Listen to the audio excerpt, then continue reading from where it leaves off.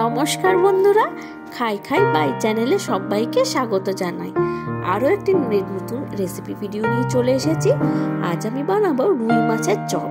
তো প্রথমে আমি রুই মাছের পেটির সাইজগুলো নিয়েছি। পেটির সাইজগুলো সেগুলো নিয়ে আমি একটা বাটিতে একটু জল আর একটু নুন হলুদ দিয়ে সেদ্ধ করতে বসিয়ে দিয়েছি। অন্যদিকে আমি একটা পেস্ট বানিয়ে নেব। আদা, রসুন, কাঁচা লঙ্কা আর কিছুটা ধনে পাতা দিয়ে খুব ভালো মতন একটা পেস্ট বানিয়ে নেব। তো পেস্ট বানানোর পরে ওইদিকে আমার মোটামুটি মাছ এতক্ষণে সেদ্ধ হয়ে গেছে।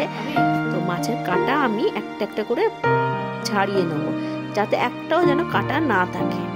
প্রতিটা ভালোভাবে বসে বসে ভালো মতন কাঁটা ছাড়িয়ে নিয়ে রেখে দিয়েছি ওইদিকে। আর অন্যদিকে একটা সিক্রেট মশলা বানাবো। এটাতে আমি জায়ফল দিয়েছি, অল্প জয়িত্রী দিয়েছি, গোটা ধনে, গোটা জিরে দিয়ে খুব ভালোভাবে ড্রাই রোস্ট করে নিয়েছি। আর এর আগে আমি গোটা গরম মশলা আর গোটা গোলমরিচ, মৌরি সব মিলিয়ে আমি ড্রাই রোস্ট করে নিয়েছিলাম। এইগুলো সবগুলো একসাথে খুব ভালোভাবে আমি গ্রাইন্ড করে একটা পাউডার বানিয়ে নেব। মশলাটা পরে আমি দেব। তারপর অন্যদিকে কড়াতে তেল দিয়ে খানিকটা সরষের তেল মতো দিয়েছি। মানে আমি একটু অল্প সরষের তেল দিয়েছি, তাতে একটু কুচানো পেঁয়াজ দিয়ে একটু ভালোভাবে পেস্ট একটু ভাজা ভাজা করবো, একটু ট্রান্সপারেন্ট হওয়ার পর্যন্ত। তখন তারপরে ওর মধ্যে দিয়ে দেবো আদা, রসুন, কাঁচা লঙ্কা, ধনে পাতার পেস্টটা অল্প করে দেবো, বেশি অতিরিক্ত দেওয়া দরকার। তারপর একটু ভালোভাবে মশলাটা কষিয়ে নেবো, একটু মোটামুটি যাতে আদার আর মশলার কাঁচা গন্ধটা বেরিয়ে যায়। তখন আমি ওই কাঁটা ছাড়ানো মাছগুলো, যেটাকে একটু চটকে রেখেছিলাম, সেটাকে আমি পুরোটা দিয়ে পুরো মশলার সাথে খুব ভালোভাবে আমি মিশিয়ে নেব। বেশ একটু অনেকক্ষণ ধরে মশলার সাথে মিশিয়ে নিয়ে বেশ একটু মাখো মাখো, মানে পুরো একটা জিনিসটা একটা যে মিশে যায় সেই অবস্থায় একটু নাড়িয়ে একটু খানিকটা নুন আর একটু স্বাদ মতন নুন আর হলুদ দিয়ে আবার একটু ভালো মতন আমি একটু ভালোভাবে মিশিয়ে নেবো সবগুলোর সাথে। মেশানোর পরে তারপর ওই যে ভাজা মশলাটা বানিয়েছিলাম সিক্রেট, সেই ভাজা মশলার থেকে অল্প একটু ভাজা মশলা আমি ওই 1 টেবিল চামচ থেকে 1 থেকে 2 টেবিল চামচের মতন আমি ভাজা মশলা দিয়ে খুব ভালোভাবে আরেকটু ভালোভাবে মিশিয়ে নেব। মিশানোর পরে ওটাতে আমি দিয়ে দেবো একটা বড় সাইজের আলু সেদ্ধ করে নিয়েছিলাম। আমার একটা আলু দিয়েছি, যেহেতু সাইজ একটু বড় ছিল। একটা আলুকে আমি ভালোভাবে হাতে ম্যাশ করে ওই উপকরণটার সাথে ভালোভাবে সব জিনিসটা একটু ভালোভাবে মিশিয়ে নেব। মেশানোর পরে লাস্টে একটু ধনে পাতা, আমি ওর মধ্যে একটুখানি ধনে পাতা একটু হাত দিয়ে ভালো মতন, বেশি কুচাইনি, হাত দিয়ে একটুখানি ছিঁড়ে আমি ওর মধ্যে দিয়ে ভালোভাবে আরেকটু ভালোভাবে মিশিয়ে নেব। মেশানোর পরে তারপরে এটাকে একটা বাটির থালাতে নামিয়ে নেব।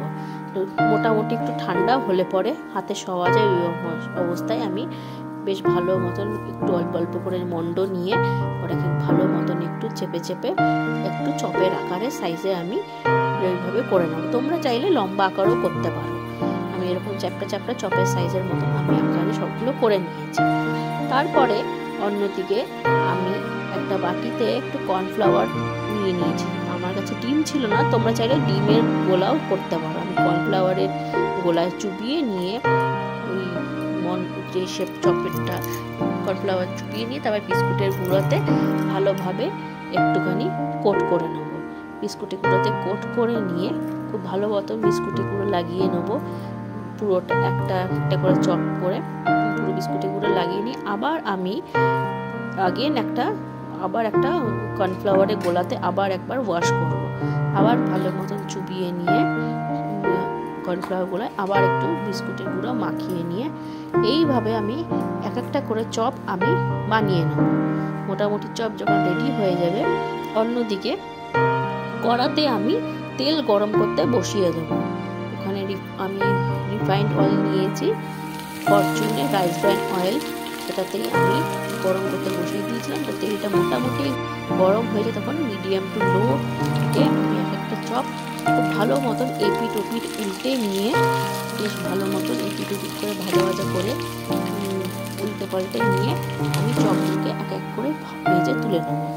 দোকানে এই মাছের চপ বা মাংসের চপ যেগুলি খাও না কেন, কত দিনের থাকে বা কত পুরোনো দিনের তেল থাকে, তেলটাই সবচেয়ে খারাপ, যেটা আমাদের শরীর খারাপ হয়। আর দেখো ঘরে কত সুন্দর ঘরোয়াভাবে খুব ফ্রেশ সব জিনিসে কি সুন্দর আমি চপ একটা করে ভেজে তুলে নিলাম।